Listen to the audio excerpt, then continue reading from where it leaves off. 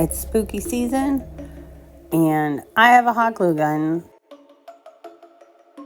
I'm using that hot glue gun, some crystals, and a plastic doll head to make a Halloween snow globe.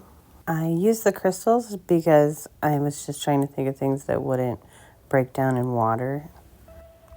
Then I just covered everything with hot glue and glitter. At first I was kind of going for a little bit of a Weeping Angel vibe, if there's Doctor Who fans out there.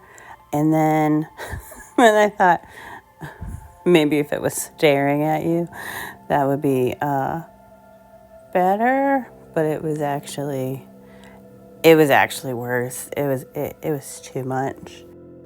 Finally, I just went with, your classic evil willow, blacked out eyes. This is my first time making a snow globe. I watched some tutorials.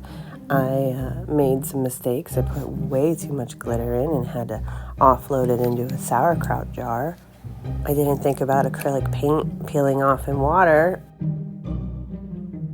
But luckily, I had been working with resin at the same time on a different project. I didn't have enough to cover everything, so I just sealed the face to protect those black eyes.